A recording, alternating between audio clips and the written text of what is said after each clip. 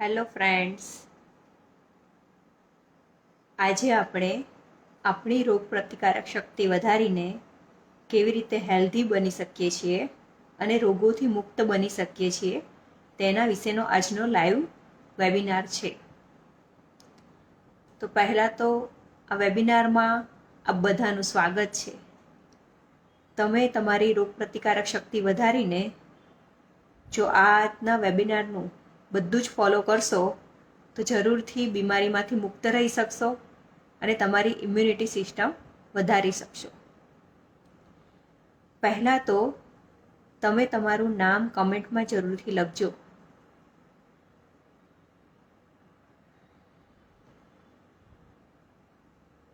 બધા જે મેમ્બર્સ છે, બધા ફ્રેન્ડ્સ છે, એ જરૂરથી પાર્ટિસિપેટ કરજો. જ્યારે પણ કમેન્ટમાં કંઈ લખવાનું કહું ત્યારે કમેન્ટમાં લખજો, તો આપણને આ લાઈવ વેબિનારમાં વધુ મજા આવશે.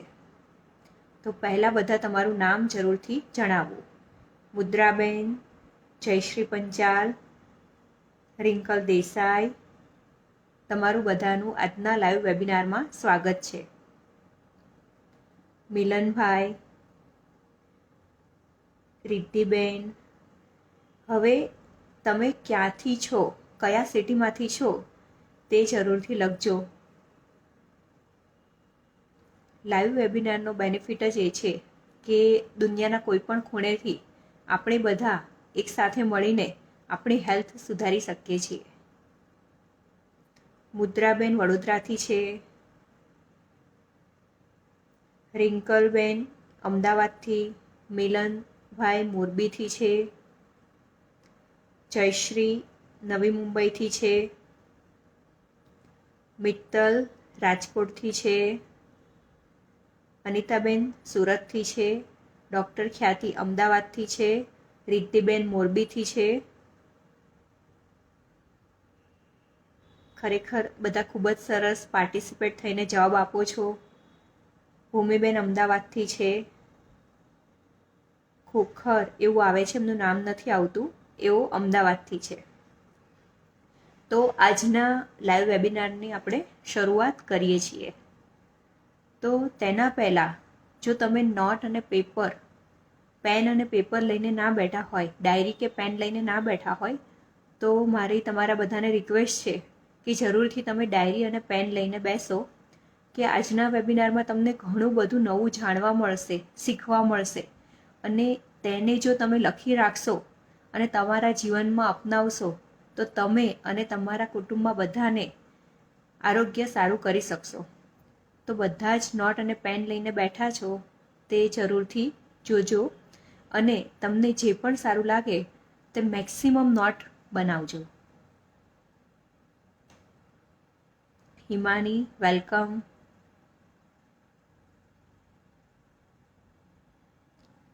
જો તમે નોટ, ડાયરી, પેન, પેપર સાથે તૈયાર હોવ તો કમેન્ટમાં રેડી એટલે કે આર લખીને મોકલાવજો, કે જેથી આજે આપણા જે વેબિનારની શરૂઆત આપણે કરીએ.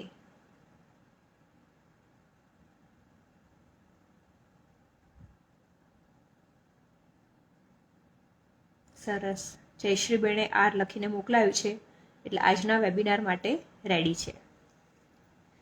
હવે ઇમ્યુનિટી સિસ્ટમ શું છે તે આપણે જોઈએ. રોગપ્રતિકારક શક્તિ એટલે શું?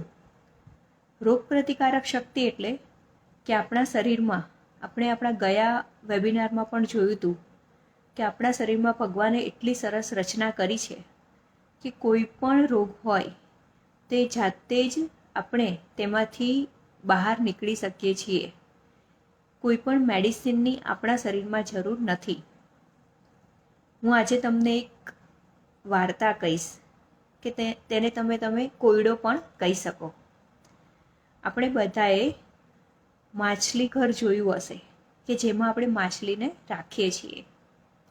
હવે માછલીનું પાણી આપણે બદલાવતા રહીએ છીએ. હવે ક્યારેક એવું થાય કે 3-4 દિવસ થઈ ગયા કે તેનાથી વધુ સમય પણ થઈ ગયો, અને જો આપણે તે પાણીને બદલાવીએ નહીં તો તે પાણી શું થશે?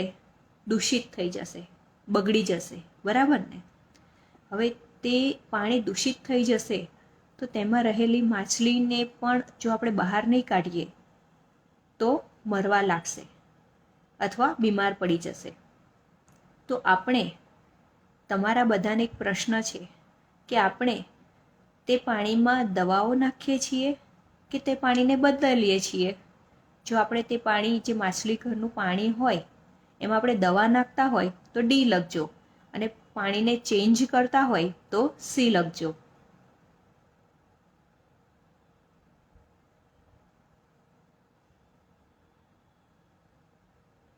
આપણે બધા જરૂરથી કમેન્ટમાં લખીશું કે આપણો અભિપ્રાય શું છે. માછલીને 4-5 દિવસથી આપણે પાણીને બદલ્યું નથી. હવે પાણી દૂષિત થઈ ગયું છે, માછલી બીમાર પડી ગઈ છે. તે પાણીમાં આપણે દવા નાખીશું કે એને પાણીને ચેન્જ કરીશું?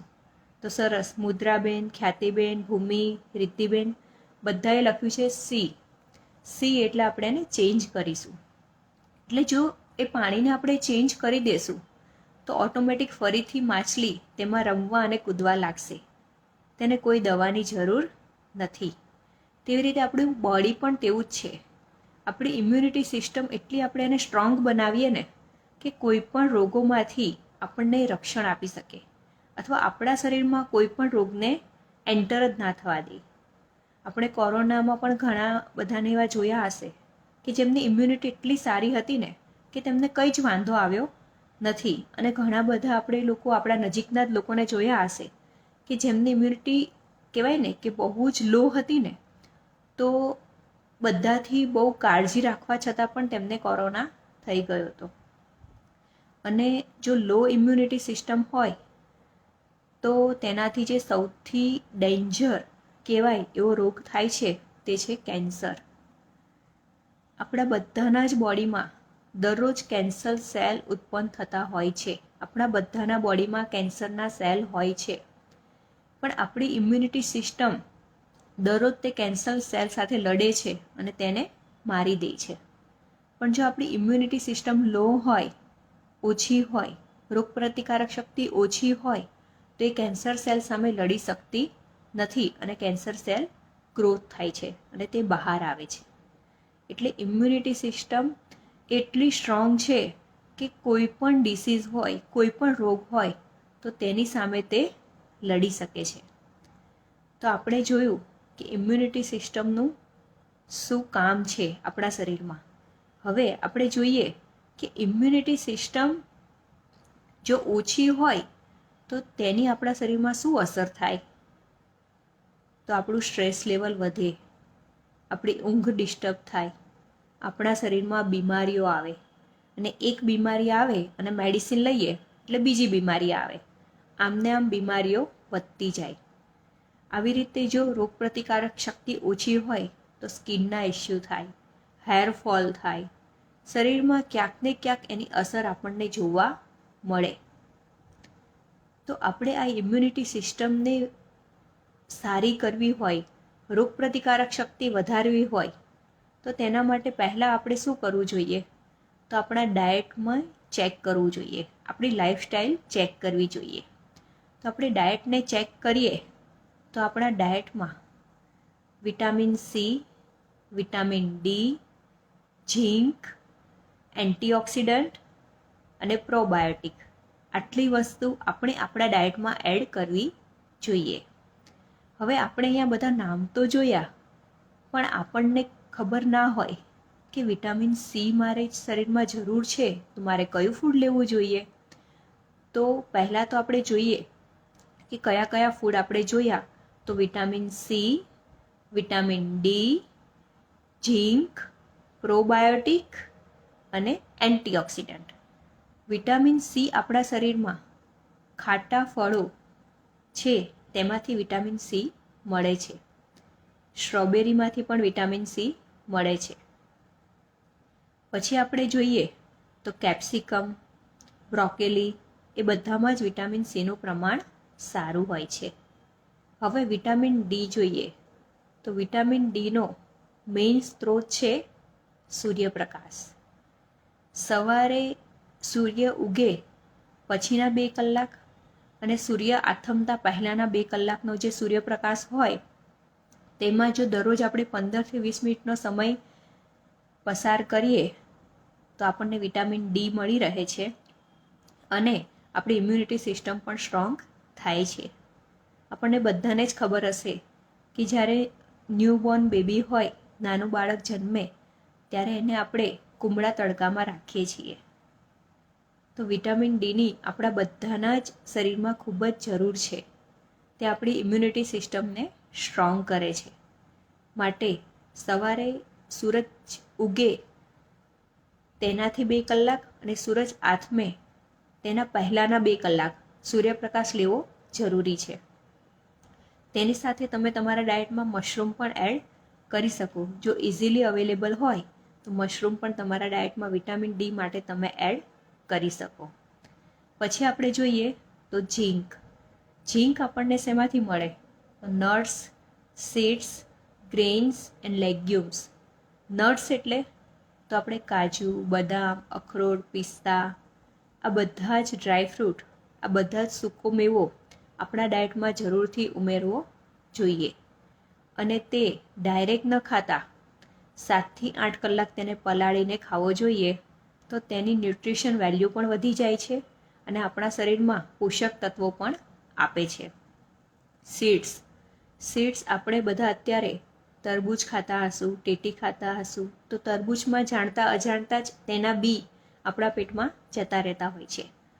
તો watermelon seeds, muskmelon seeds, sunflower seeds, pumpkin seeds, chia seeds, આ બધા જે સીડ છે, બીજ છે, તેની આપણા શરીરમાં જરૂર છે.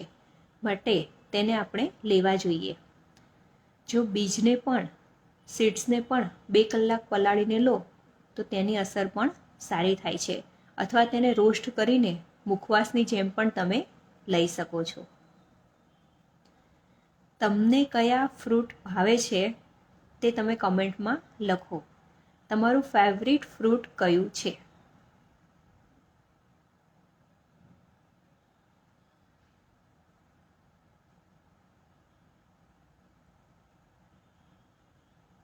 કમેન્ટમાં જરૂરથી લખજો તમારું ફેવરિટ ફ્રૂટ કયું છે. મુદ્રાબેન તમે લખીને મોકલજો. મેંગો. ઓકે. નિરાલીબેન મેંગો. સરસ.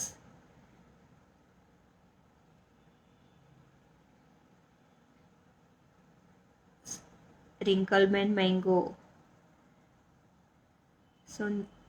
સુનન્યાબેન એપલ.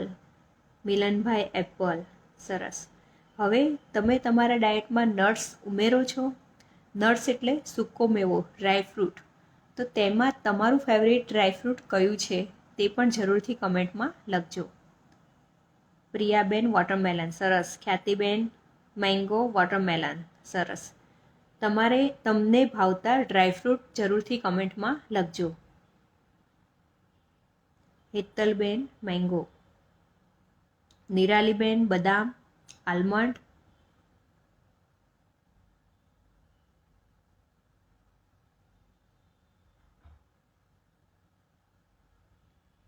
સુનૈયાબેન આલમંડ. ખ્યાતિબેન પલાળેલી બદામ. સરસ. રિંકલબેન પિસ્તા. પ્રિયંકાબેન પિસ્તા, કાજુ, અખરોટ. ભૂમિબેન વોટરમેલન. મિલનભાઈ બદામ. ચેતનાબેન અખરોટ. હવે હું તમને અખરોટનું કહું ને તો ઓમેગા 3 આપણે બધાને ખબર છે કે એની આપણા શરીરમાં જરૂર છે. તો ઓમેગા 3 આપણને ફ્લેક્સ સીડ્સ અને અખરોટમાંથી મળે છે. માટે દરરોજ આપણે ઓછામાં ઓછા રાત્રે 2 અખરોટ પલાળી દેવાના અને આપણે પણ ખાવાના અને આપણા દરેક કુટુંબના સભ્યોને પણ આપવાના, કે જે આપણને ઓમેગા 3નો નેચરલ સોર્સ છે. અને તેના શેપ ઉપરથી પણ તમને ખબર પડે કે બાળકોના બ્રેઇન ડેવલપમેન્ટ માટે પણ અખરોટ ખૂબ જરૂરી છે. તો આપણે ઝીંક જોયું. તો ઝીંકમાં નટ્સ, સીડ્સ, પછી ગ્રેઇન્સ અને લેગ્યુમ્સ.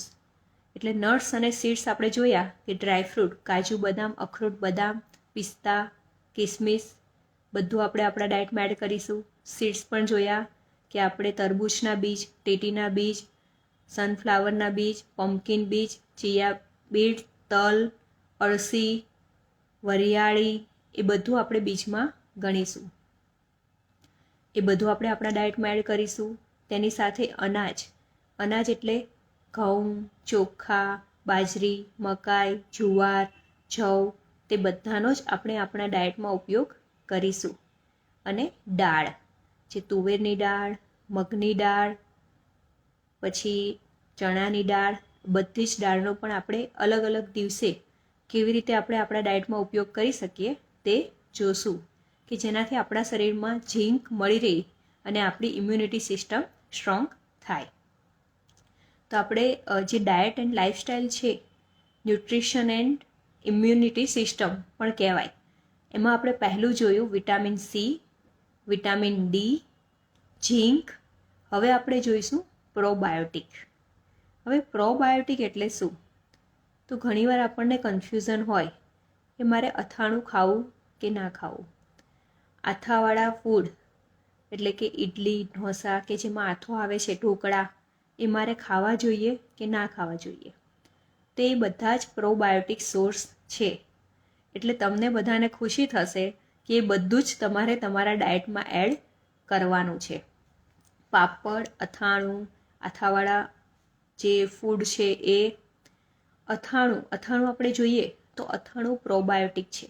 દહીં પણ પ્રોબાયોટિક છે. એટલે દહીંનો પણ તમારા ડાયટમાં ઉપયોગ કરો તો તમારી સ્કિન પણ સારી થશે અને તમારા શરીરમાં પ્રોબાયોટિક એટલે જે એના બેક્ટેરિયા છે એ પણ તમારી ઇમ્યુનિટી સિસ્ટમને સ્ટ્રોંગ કરે છે.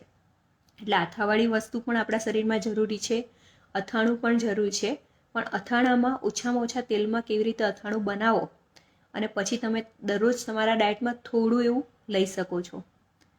પાપડ પણ બનાવીને લઈ શકો છો, પણ બધું ઘરે બનાવેલું હોવું જોઈએ. તેની ખાસ કાળજી રાખવાની છે.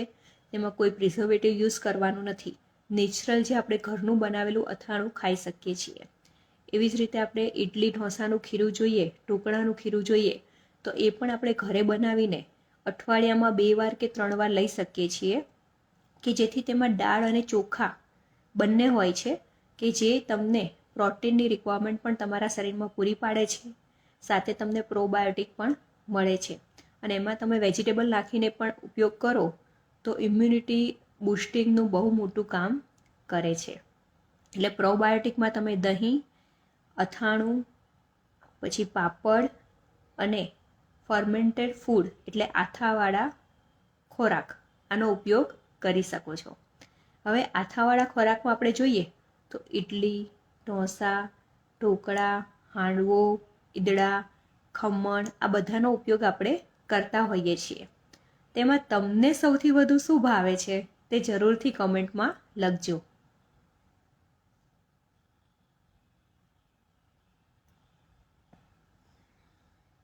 બધા જરૂરથી કમેન્ટમાં પાર્ટિસિપેટ કરજો, કે જેથી કહેવાય ને કે આજથી કદાચ તમે અમુક તમારા ફેવરિટ ફૂડ ખાવાના બંધ પણ કરી દીધા હોય તો પણ થોડું લઈ શકો છો, પણ ક્વોન્ટિટી અને ક્વોલિટીનું ખાસ ધ્યાન રાખવું. મુદ્રાબેન ઢોકળા, ચેતનાબેન ઢોસા, મિલનભાઈ ઢોસા, નિરાલીબેન ઢોકળા, સુનૈયા ઢોસા, પિનલબેન ઢોસા, અહીંયા તો બધાના જ ઢોસા ફેવરિટ છે. ભૂમિબેન ઢોસા, સરસ. હજી કોઈને બાકી હોય તો જરૂરથી લખજો કે તમારું ફેવરિટ ફર્મન્ટેડ ફૂડ એટલે આથાવાળી વસ્તુમાં તમારું ફેવરિટ કયું છે. અને આજથી ગુડ ન્યૂઝ પણ છે કે અઠવાડિયામાં તમે 2 કે 3 વાર તમે તમારું ફેવરિટ આથાવાળી વસ્તુ ખાઈ શકશો. પણ બને ત્યાં સુધી તેને આપણે સવારના નાસ્તામાં અથવા બપોરે લેવું જોઈએ, તો તેનું ડાયજેશન પણ સારું થાય છે. અને આપણે ઢોસા ખાઈએ તો તેની સાથે કોપરાની ચટણી પણ ખાવી જોઈએ, સંભાર પણ ખાવો જોઈએ. ઢોસાનો આપણે જે મસાલો બનાવીએ તેમાં બધા જ વેજીટેબલ યુઝ કરીને જો બનાવશો તે ખરેખર ટેસ્ટી પણ બનશે અને હેલ્ધી પણ બનશે. તો આપણે કોઈ પણ વસ્તુમાં ન્યુટ્રિશન વેલ્યુ કેવી રીતે વધારી શકીએ તે પણ જોવું જોઈએ. મિટ્ટીબેન ઢોસા, ખ્યાતિબેન ઇડલી, રિદ્ધિબેન ઢોસા, ભાવનાબેન જોશી ઢોસા, સરસ. હવે આપણે ફર્મન્ટેડ ફૂડ જોયા, બરાબર ને? હવે એના પછી જોઈએ તો એન્ટીઓક્સિડન્ટ. હવે એન્ટીઓક્સિડન્ટ આપણના શરીરમાં કેવી રીતે મળશે? તો માઇક્રોન્યુટ્રિશન. આપણે ઘણીવાર સાંભળ્યું હશે કે માઇક્રોન્યુટ્રિશન અને માઇક્રોન્યુટ્રિશન અને વિટામિન્સ એન્ડ મિનરલ્સ. તો જો એન્ટીઓક્સિડન્ટ ફૂડ છે તેમાંથી માઇક્રોન્યુટ્રિશન, વિટામિન્સ અને મિનરલ મળે છે. તો એન્ટીઓક્સિડન્ટ તમને શેમાંથી મળશે? તો અલગ અલગ કલરના શાકભાજી, અલગ અલગ કલરના ફ્રૂટ, અનાજ અને દાળ, આમાંથી તમને એન્ટીઓક્સિડન્ટ મળશે. માટે તેનો ઉપયોગ તમારે તમારા ડાયટમાં કરવાનો છે.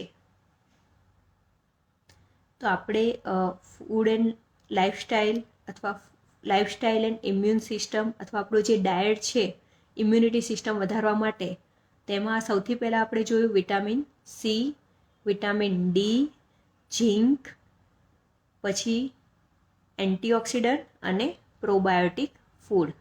તો આટલી જે વસ્તુ છે, આટલી 5 વસ્તુ છે, એને જો આપણે આપણા દરરોજના ડાયટમાં ઉમેરીએ તો આપણી ઇમ્યુનિટી સિસ્ટમ સ્ટ્રોંગ બને અને ક્યારે આપણે કોઈ મેડિસિનની જરૂર પડે નહીં. તો આમાંથી જે આપણે જોયું 5 વસ્તુ જોઈ, વિટામિન સી, વિટામિન ડી, ઝીંક, પ્રોબાયોટિક અને એન્ટીઓક્સિડન્ટ, આ 5માંથી તમે તમારા ડાયટમાં કેટલી વસ્તુ દરરોજ ઉમેરો છો?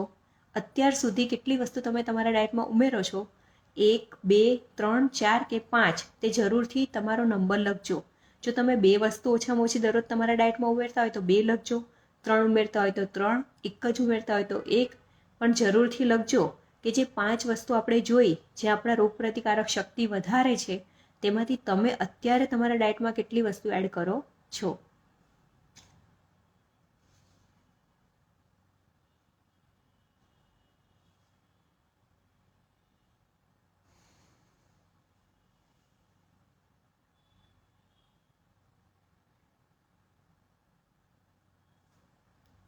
સરસ. રિંકલબેન 3 વસ્તુ એડ કરે છે.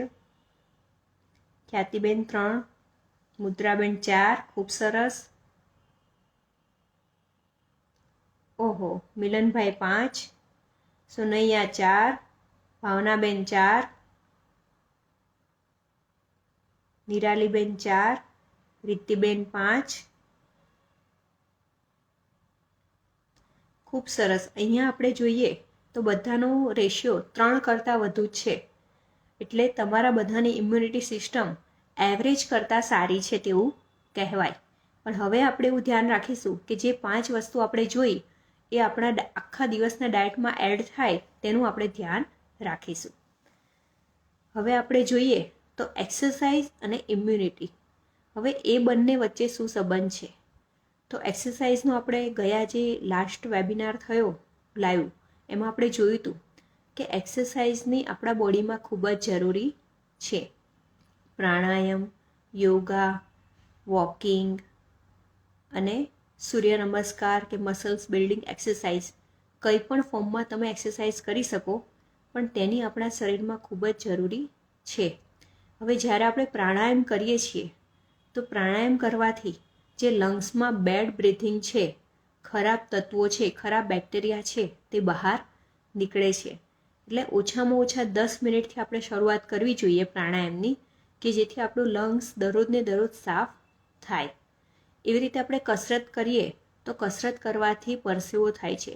યોગ, આસન જે આપણે કરીએ અથવા સ્ટ્રેન્થ એક્સરસાઇઝ કરીએ, ફ્લેક્સિબલ એક્સરસાઇઝ કરીએ, કે જેનાથી આપણા શરીરમાંથી પરસેવો બહાર નીકળે છે અને પરસેવા વાટે બેડ ટોક્સિન પણ બહાર નીકળે છે. એટલે આપણી લાઈફસ્ટાઈલમાં એક્સરસાઇઝનું પણ ઘણું જ મહત્ત્વ છે. તો તમે પ્રાણાયામ અને વોકિંગથી તમારી એક્સરસાઇઝની શરૂઆત કરી શકો. પછી જ્યારે તમે પ્રાણાયામ અને વોકિંગ દરરોજ કરવા લાગો તો પછી અલગ અલગ યોગાસન પણ તમારે કરવા જોઈએ અને સ્ટ્રેન્થ ટ્રેનિંગ એક્સરસાઇઝ પણ કરવી જોઈએ કે જેથી તમારા મસલ સ્ટ્રોંગ બને. હવે એના પછી આપણે જોઈએ તો સ્લીપ અને ઇમ્યુનિટી. સ્લીપની કેટલી જરૂર છે તો આપણે એ પણ લાસ્ટ વેબિનારમાં ઘણું સારું જોયું હતું કે ઊંઘની આપણા શરીરમાં ખૂબ જ જરૂરી છે. જ્યારે આપણે સૂઈએ છીએ ત્યારે જે બોડીના સેલ છે એ ઓટો ઇમ્યુન સિસ્ટમ જનરેટ કરે છે, કે જે અલગ અલગ રોગ પ્રતિકારક શક્તિ જનરેટ કરે છે, કે જેનાથી કોઈ પણ ડિસીઝ આવે તો તેના સામે તે રક્ષણ મેળવે છે અને જે સેલ્સ છે એને રિપેર પણ કરે છે. આપણે ઘણીવાર જોયું હશે કે આપણને કંઈક વાગી ગયું હોય તો એ થોડા દિવસ પછી જાતે જ એ આપણે સાજા થઈ જઈએ છીએ. ફોર એક્ઝામ્પલ, આપણને કંઈ ધારદાર વસ્તુ હાથ પર વાગી ગઈ છે તો આપણે તેના પર ટ્યુબ લગાવીએ કે ના લગાવીએ પણ એ ઓટોમેટિક સારી થઈ જ જાય છે. એટલે ઓટો ઇમ્યુન સિસ્ટમ આપણી બોડીમાં ઇનબિલ્ટ છે જ. અને એ ક્યારે બને છે? તે જ્યારે આપણે રાત્રે ડીપ સ્લીપ લઈએ છીએ, ગાઢ નિદ્રામાં આપણે હોઈએ છીએ, ત્યારે આ ઓટો ઇમ્યુન સિસ્ટમ જનરેટ થતી હોય છે. માટે ઓછામાં ઓછા 7 કલાક અને વધુના વધુ 9 કલાક, 7 થી 9 કલાકની ગાઢ નિદ્રા લેવી જરૂરી છે. અને જ્યારે આપણે ડીપ સ્લીપ કહીએ તો એના માટે આપણે શું કરી શકીએ? તો ડીપ સ્લીપ લેવા માટે આપણે સૂવાના 2 કલાક પહેલાં, નહીં તો ઓછામાં ઓછા 1 કલાક પહેલાં આપણો સ્ક્રીન ટાઈમ બંધ કરવો જોઈએ. એટલે સૂવાના 1 કલાક પહેલાં આપણે ફોન, ટીવી કે કોઈ પણ સ્ક્રીન આપણે જોવી ના જોઈએ. તો આપણને સારી ગાઢ નિદ્રા આવે, ડીપ સ્લીપ આપણને આવે. તો આપણે એ કલાકમાં શું કરી શકીએ? તો આપણા જે ફેમિલી સાથે વાત કરી શકીએ, આપણને ગમતી કોઈ પણ પ્રવૃત્તિ કરી શકીએ, આપણે વાંચન કરી શકીએ કે સારું મ્યુઝિક પણ સાંભળી શકીએ, જે આપણા મનને શાંત કરે તેવી પ્રવૃત્તિ તે 1 કલાકમાં કરવાની. અને પછી જો તમે સૂવાનું રાખશો, તમારી ઊંઘ પણ ઘાટી થશે, ડીપ થશે અને તમારી રોગપ્રતિકારક શક્તિ પણ ખીલશે અને ઓટો ઇમ્યુન સિસ્ટમ પણ જનરેટ થશે. હવે પછી આપણે જોઈએ તો બીજું આપણે શું કરી શકીએ? તો જે આપણું સૂવાનું વાતાવરણ છે એને એકદમ આરામદાયક, સ્મૂધ રાખી શકીએ. સૂવાની જગ્યા છે એકદમ નીટ અને ક્લીન રાખી શકીએ તો પણ આપણી ઊંઘ ઘાટી થાય. તો આપણે કમેન્ટમાં લખીશું કે આપણે અત્યારે કેટલા કલાક સૂઈએ છીએ. ઓછામાં ઓછા 7 કલાક સૂવું જોઈએ અને વધુમાં વધુ 9 કલાક સૂવું જોઈએ. પણ અત્યારે આપણે કેટલા કલાક સૂઈએ છીએ તે જરૂરથી આપણે કમેન્ટમાં લખીશું.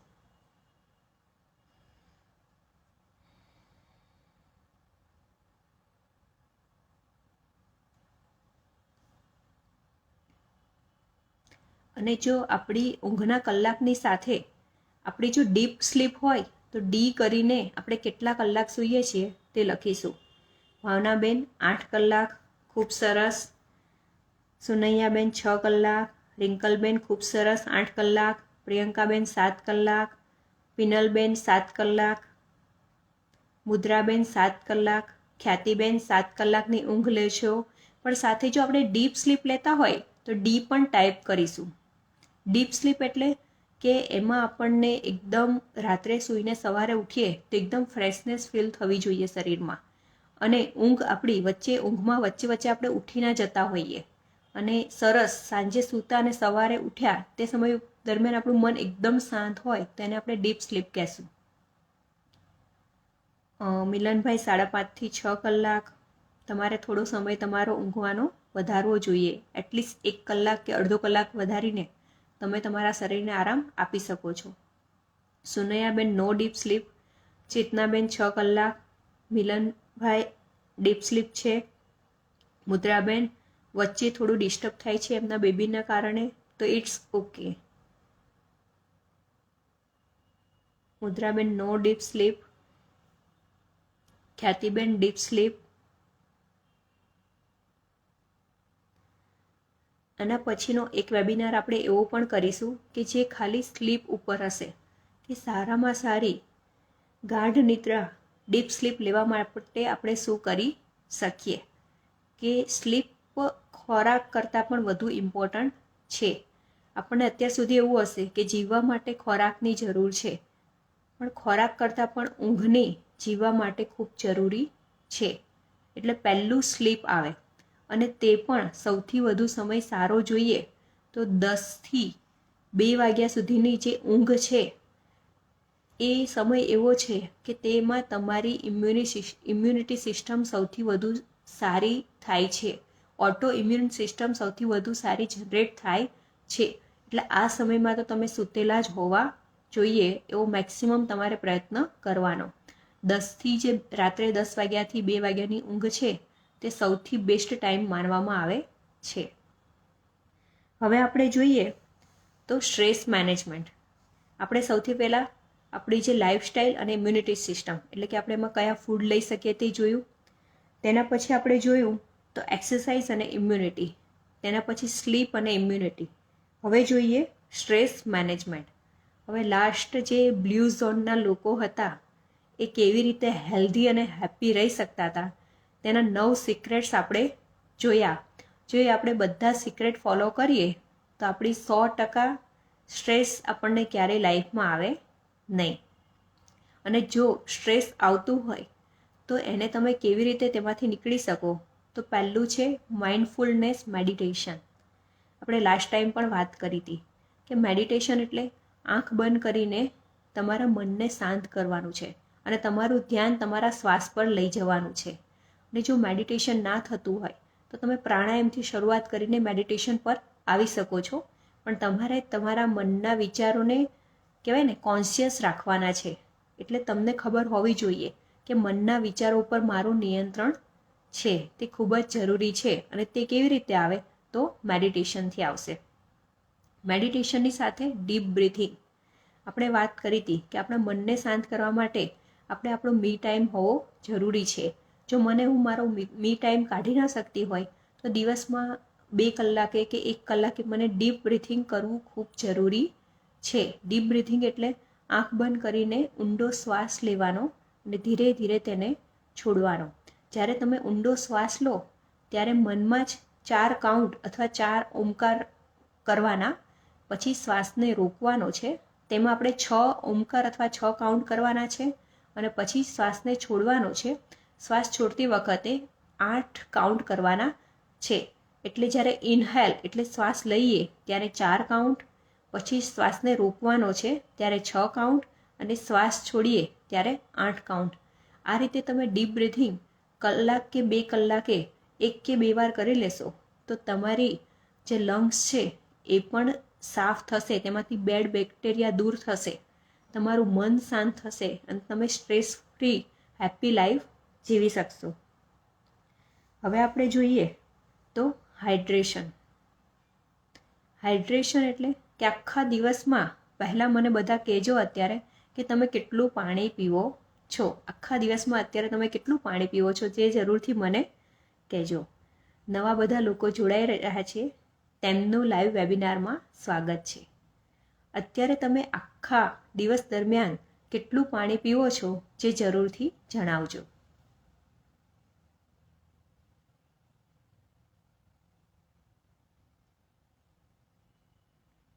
જ્યારે તરસ લાગે ત્યારે પીવો છો, જ્યારે જરૂર લાગે ત્યારે પીવો છો, અથવા જ્યારે યાદ આવે ત્યારે પીવો છો, કે તમે દિવસમાં નક્કી રાખ્યું છે કે આટલું પાણી તો મારે પીવું જ છે. Chetnaben 2 litre, Mudraben 12 glass plus liquid juice. ખૂબ સરસ મુદ્રાબેન. તુલસીદાસ 0.5 લીટર એટલે ખાલી અડધો લીટર પાણી. ખ્યાતિબેન 1.5 લીટર. મિલનભાઈ દર કલાકે 1 ગ્લાસ. ભાવનાબેન 3 લીટર પાણી. સુનિલ ઠુમ્મર 3 લીટર પાણી. ખૂબ સરસ બધા.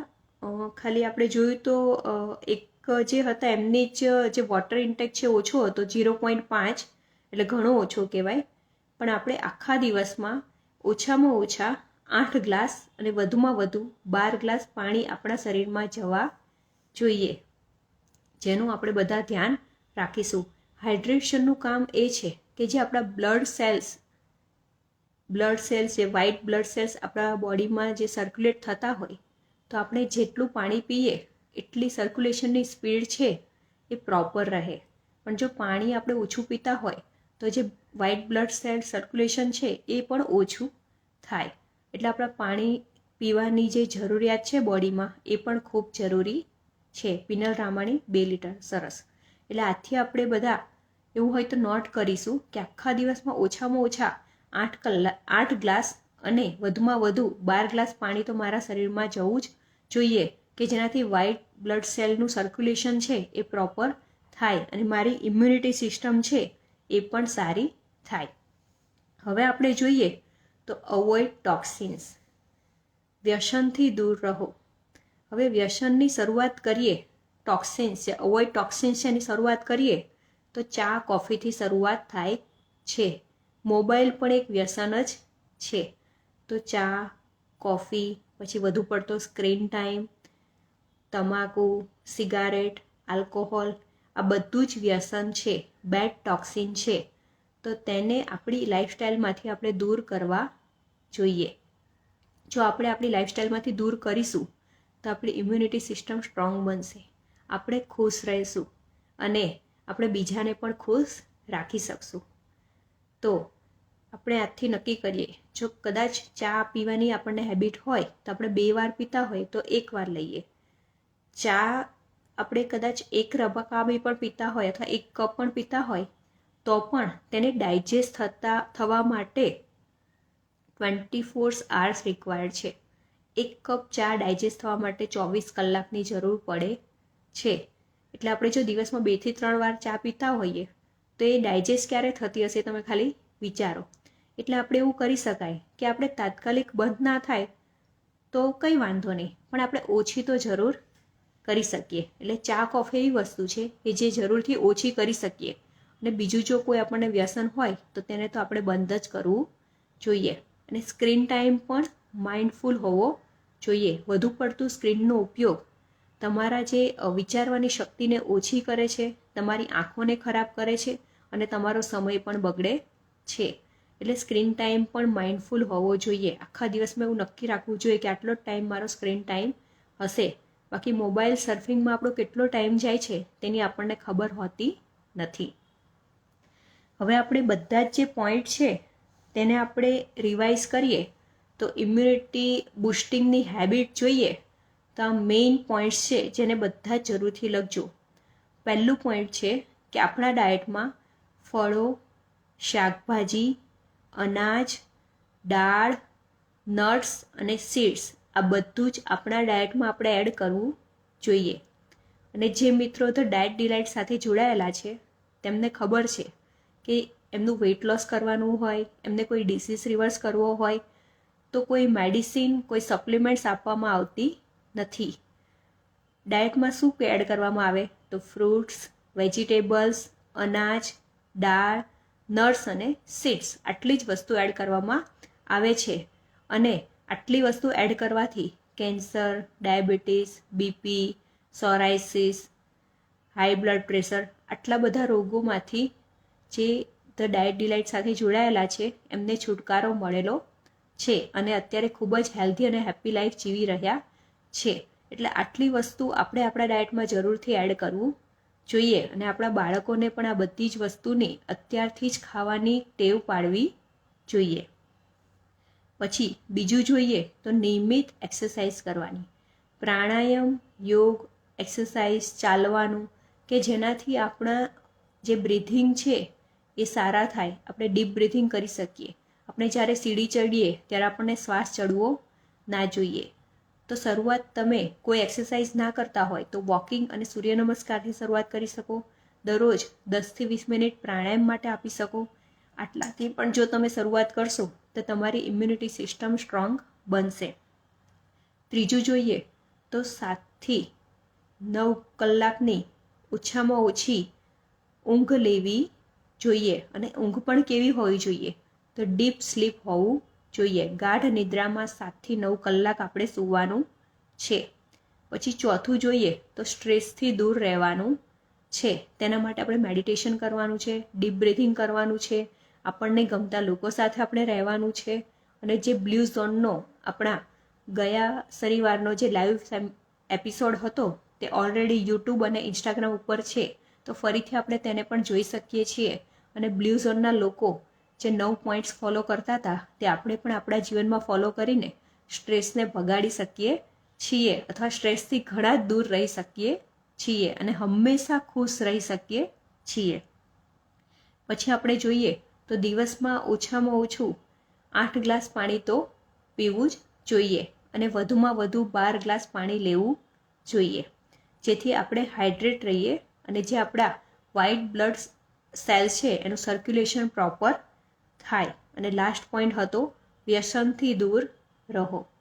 તો જો આપણે આટલી વસ્તુ આપણી લાઈફસ્ટાઈલમાં ફોલો કરીશું તો 100% આપણે ઇમ્યુનિટી સિસ્ટમ સ્ટ્રોંગ બનાવી શકશું અને રોગોથી દૂર રહી શકશું.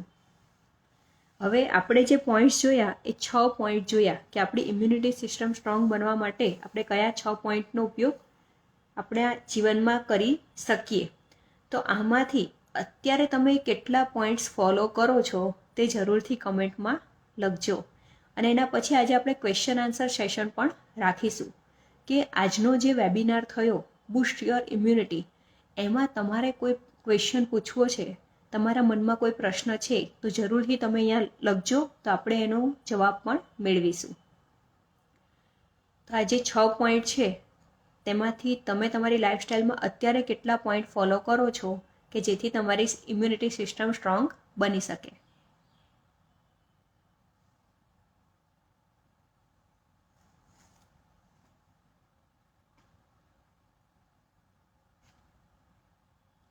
બધા જરૂરથી કમેન્ટમાં લખજો.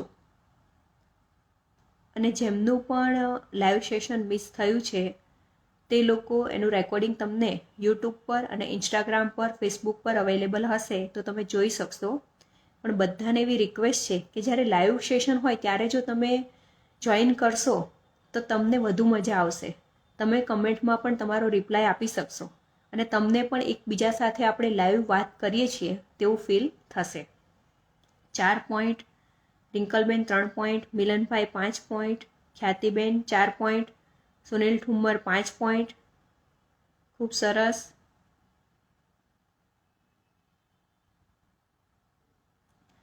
આપણા જે 6 પોઈન્ટ છે તેમાંથી મને લાગે ત્યાં સુધી અત્યારે જે પણ લોકો છે એ બધા હેલ્થ અવેરનેસ છે. એટલે અત્યારે જે લાઈવ જોડાયેલા લોકો છે, મેમ્બર્સ છે, ફ્રેન્ડ્સ છે, એ હેલ્થ અવેરનેસ છે, એટલે હેલ્થ વિશે જાગૃત છે. માટે તેમના પોઈન્ટ્સ ઓછામાં ઓછા 3થી તો વધુ છે જ. પણ આપણે આજે નોટ્સ પણ બનાવી છે અને ફરીથી પણ આ જે વેબિનાર છે તે જોઈ શકશું. તો જોઈને આપણને તેને 6 સુધી કેવી રીતે લઈ જઈ શકીએ તે માટે ખાસ પ્રયત્ન કરીશું. અને એવું પણ આપણે કરી શકીએ કે આવનારા 21 દિવસમાં હું મારા જીવનમાં 6 પોઈન્ટનો મારા જીવનમાં હું લાવીશ અને મારી ઇમ્યુનિટી સ્ટ્રોંગ કરીશ. પિનલ રામાણી 3, સરસ. હવે જો તમારામાંથી કોઈને પણ કોઈ ક્વેશ્ચન હોય, આજના વેબિનારમાંથી કોઈ પણ પ્રશ્ન હોય તો જરૂરથી તમે પૂછજો, તો તેનો પણ તમને જવાબ મળશે. અને તમને આજના વેબિનાર સિવાય કોઈ ક્વેશ્ચન હોય તો તમે ઇન્સ્ટાગ્રામમાં મેસેજ કરી શકો છો, વોટ્સએપ મેસેજ કરી શકો છો, યુટ્યુબમાં કમેન્ટમાં પણ લખી શકો છો કે ફેસબુકમાં પણ મેસેજ કરીને હેલ્થ રિલેટેડ કોઈ પણ ક્વેશ્ચન હોય તો તે તમે ત્યાં પૂછી શકો છો, તો તમને જરૂરથી તેનો જવાબ મળશે.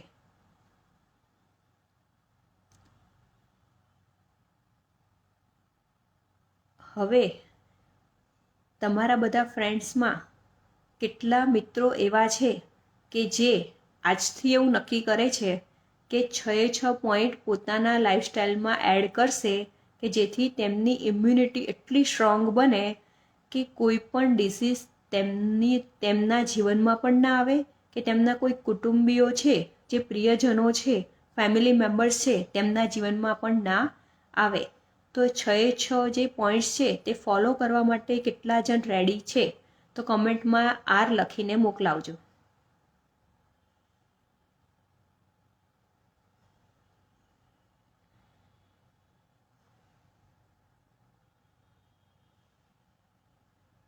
મુદ્રાબેન ખૂબ સરસ, congratulation. Chetnaben congratulation. રિદ્ધિબેન congratulation. Bhavnaben congratulation. કાજલબેન congratulation. Pritiben congratulation. પ્રિયંકાબેન કોંગ્રેચ્યુલેશન. ખરેખર તમે જે અવેરનેસ બતાવી છે તેનાથી તમારી ઇમ્યુનિટી સિસ્ટમ તો સ્ટ્રોંગ થશે જ, પણ તમારા ફેમિલી મેમ્બર્સમાં બધા જ લોકોની ઇમ્યુનિટી સિસ્ટમ સ્ટ્રોંગ થશે તેનો મને વિશ્વાસ છે. પ્રિયંકાબેન congratulation. Doctor ખ્યાતિબેન congratulation. Sunil Thummar congratulation. તો આજનો વેબિનાર આપણે અહીંયા પૂરો કરીએ છીએ. તમને આજનો વેબિનાર કેવો લાગ્યો તે જરૂરથી કમેન્ટમાં જણાવજો, અને તમને આપણે જે 6 પોઈન્ટ ડિસ્કસ કર્યા તેમાંથી કયો પોઈન્ટ સૌથી વધુ ગમ્યો તે પણ કમેન્ટમાં જરૂરથી જણાવજો. અને નેક્સ્ટ વીકમાં આપણે ફરી એક લાઈવ વેબિનારમાં મળીશું. Thank you.